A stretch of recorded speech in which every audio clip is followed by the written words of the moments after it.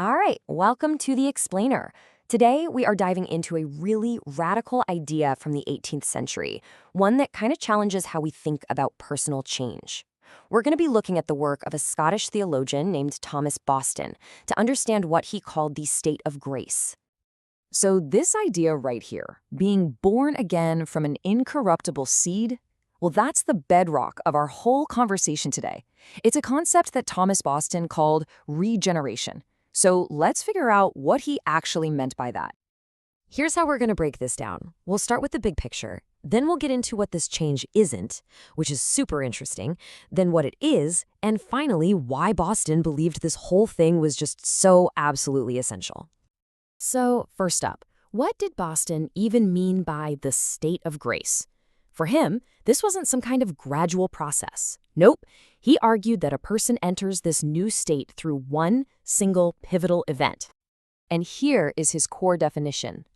Look, this isn't about just trying a little harder or, turning over a new leaf. He's talking about a complete supernatural transformation of the entire person. A change so dramatic, so fundamental, it's like being born a second time. Now, this is where it gets really fascinating. Boston starts by defining this idea by clearing the table, by getting rid of what he called misconceptions in the realm of grace. He really wants to make sure we don't mistake the shadow for the real thing.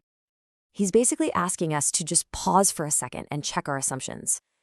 Are the things we usually connect with a religious life, like going to church or just being a decent person, are those the real deal? Or, as he suggests, are we maybe missing the point entirely? So Boston lays out this pretty surprising list of things that often get confused with regeneration.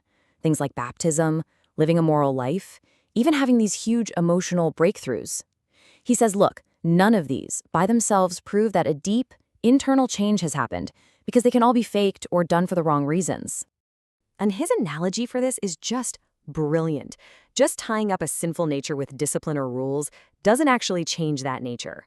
A wolf is still a wolf, right? Even if it's on a leash. Okay, so if regeneration isn't any of those things we just listed, then what in the world is it? Let's get to the heart of Boston's definition and see what this change is all about. Now, this is a really crucial distinction. Boston is saying this isn't about getting a new soul or a new brain. The basic hardware, your mind, your will, your emotions, all that stays the same. What changes is the software. It's your qualities, your inclinations, your core settings that get rewritten. And to make this crystal clear, he uses this powerful analogy. It's not just about polishing an old cup. It's about melting the whole thing down and completely reforging a person's inner character. Same material, but its form and its purpose are totally new. So where does this all start? According to Boston, it begins in the mind. He calls it being enlightened. It's a moment where a person suddenly sees spiritual truths not as abstract ideas they've heard about, but as real, undeniable facts. And from the mind, this change moves right to the will. Boston describes the will, which was once naturally against God, as being powerfully but gently turned around.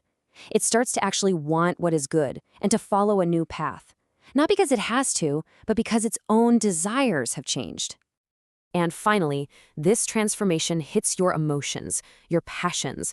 Things that used to bring you joy might now make you sad, and things that felt like a chore, like worship or holiness, suddenly become your greatest source of happiness.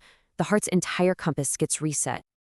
So when you put it all side by side like this, the contrast that Boston paints between the natural person and the regenerate person is, well, it's night and day, right? It's a total reversal, a change that he says touches every single part of a person's inner life. Okay, so that's all great for what's happening on the inside. But what about the outside? I mean, if this change is so internal, how would anyone, including yourself, even know it happened? Well, Boston argued that this massive inner shift just has to show up in a person's daily life. Boston basically said this inward grace has to produce visible fruit. It's not a secret. It's going to affect everything. How you treat your family, your attitude at work, even the friends you hang out with. It's a complete change with very real, visible consequences. And that brings us to the final and maybe the most important piece of the puzzle. Why did Boston think this doctrine was a matter of absolute, eternal importance? For him, this wasn't just some interesting idea to debate. It was about a person's ultimate destiny. The question he poses is pretty simple. Why does this matter so much? And he says it's because without this regeneration, there are two huge fundamental roadblocks that stand between a person and God. First off, he argues that the natural person is fundamentally at odds with God. He uses the word enmity. So because of that, real friendship, what he calls communion, is just impossible. You can't really be close to someone whose very nature you oppose. Second, and this is the big one for him, regeneration is the non-negotiable ticket into heaven. His logic is pretty straightforward. An unholy person just isn't fit for, and frankly wouldn't even enjoy, a perfectly holy place. And this is the verse that his entire argument hangs on. For him, this isn't a suggestion. It's a direct, unchangeable verdict. In Boston's view, there was simply no other way into the kingdom of God. And all of that leaves us with a final, pretty big question to chew on. Whether you look at this as theology or psychology or even just philosophy, Boston's idea of a complete inner reforging really challenges our modern ideas of self-help and gradual improvement. It pushes us to ask, what does true, deep, lasting change really look like?